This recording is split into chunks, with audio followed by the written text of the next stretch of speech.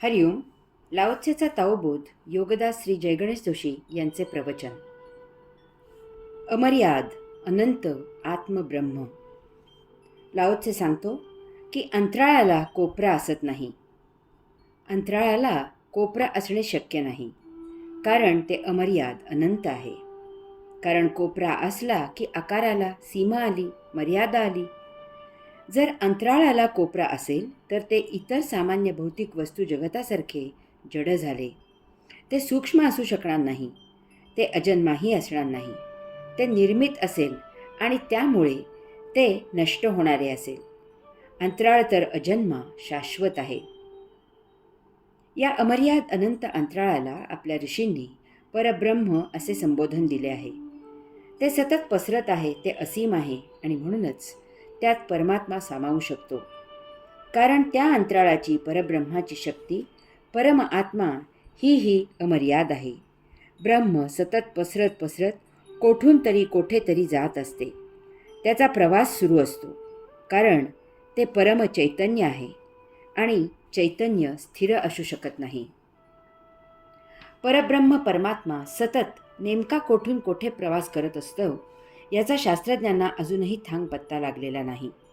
परंतु भगवंत श्रींनी याचे उत्तर श्रीमद भगवद्गीतेत दिले आहे. ते सांगतात की या परब्रह्म परमात्म्याच्या पलीकडे, या सर्वाच्या अतीत मी पुरुषोत्तम आहे आणि त्या पलीकडे काहीही म्हणजे काहीही नाही. तोच ब्रह्मांडाचा शेवटचा थांबा आहे.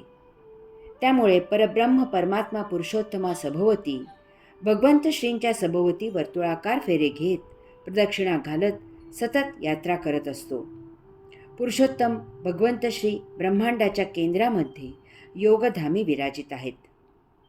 यामुळे आपल्याला परमात्म्याचा ठाव ठिकाणा लागत नाही, कारण आपण सीमित आहोत. ब्रह्मांडामधील इवल्याशा एका पृथ्वीवर आहोत. 4 भिंतींच्या आत आपली बुद्धी काम करू शकते. तिच्या आकलन शक्तीला मर्यादा आहे. देह आणि इंद्रिये यांना मर्यादा आहे. त्यांच्या कक्षेत येणाऱ्या गोष्टी आपल्याला माहीत होतात, परंतु त्या पलीकडे आपण ज्ञान ग्रहण करू शकत नाही. जड भौतिकाला त्याच जड भौतिकाची मर्यादा आहे. या मर्यादित विश्वात आपण आणखीनच संकुचित होऊन एखाद्या इवल्याशा वस्तूवर, एखाद्या छोट्याशा तुकड्यावर आणि तेही अशाश्वत असलेल्यावर आपली मालकी स्थापन करतो. त्याचा अहंकार बाळगतो. नश्वर आणि मर्तुकड्या देहालाच सर्वस्व मानून त्याच्यासाठी सर्व आयुष्य पणाला लावतो. यामधून आपण बाहेर येऊ शकत नाही. दारे खिडक्या बंद करून जर कोणी आत बसून राहिला तर तो बाहेरील मोकळा श्वास घेऊ शकणार नाही. त्यासाठी दार उघडून बाहेरच यावे लागेल. तसेच परमात्म्याच्या शोधासाठी आपल्याला ज्ञानेंद्रिय आवरून देहाच्या अतीत जावे लागते. आपल्याला परमात्म्याप्रमाणेच सूक्ष्म व्हावे लागते. त्यासाठी त्या जडदेहापासून विदेही व्हावे लागते. त्यासाठी या प्रकाशाचा काहीही उपयोग होत नाही. आपल्याला ध्यान समाधीमध्ये त्या परमदिव्य आणि अद्भुत अशा परमप्रकाशाचा साक्षात्कार घडावा लागतो. तेव्हा परमात्मा प्राप्त होतो. प्रगल्भतेचा प्रसाद. लाओत्से सांगतो की महान प्रतिभा समृद्ध व्हायला पुरेसा वेळ लागतो. कोणतीही गोष्ट पूर्णत्वाला येण्यासाठी काही कालावधी द्यावा लागतो. बी पेरले की लगेच दुसऱ्या दिवशी त्याचे रोप होत नाही आणि तिसऱ्या दिवशी त्याला पाने, फुले, फळे लागत नाहीत. लहान मूल जमिनीत बी पेरते आणि 2 दिवसांनी जमीन उकरून त्याला अंकुर फुटला आहे की नाही ते पाहते. एखादी इमारत बांधायची असेल, रस्ता तयार करायचा असेल तर त्यासाठी काही ठराविक कालावधी मेहनत घ्यावी, तेव्हा ते पूर्ण होते. पी हळद आणि हो गोरी असे होत नाही. कोणत्याही गोष्टीची सुरुवात केली की प्रत्येकाला ती पूर्ण केव्हा होणार याची उत्सुकता असते. पूर्ण झाल्यावर ती कशी दिसेल याचे कुतूहल असते आणि तिच्या वापरासाठी अधीरता असते. त्यामुळे कोणतीही गोष्ट सुरू करायच्या आधी ती केव्हा पूर्ण होणार याची चौकशी केली जाते. तितका कालावधी थांबण्याची मानसिक तयारी करावी लागते. तयार करणारेही अनुभवावरून शहाणे झालेले असतात. लागणाऱ्या वेळेपेक्षा ते जरा जास्तच वेळ सांगतात आणि प्रत्यक्ष वेळेआधी दिले म्हणून शेखी मिरवतात. काही वेळा गोष्ट लवकर मिळावी यासाठी पर्याय असतात आणि वेळ असेल त्याप्रमाणे ते वापरले जातात. परंतु काही जण असेही आहेत की ते वस्तू तयार करणाऱ्याला सांगतात की दादा, तुम्ही तुमचा वेळ घ्या, परंतु घाई करून वस्तू बिघडवू नका. मला घाई नाही, परंतु काम चांगले करा.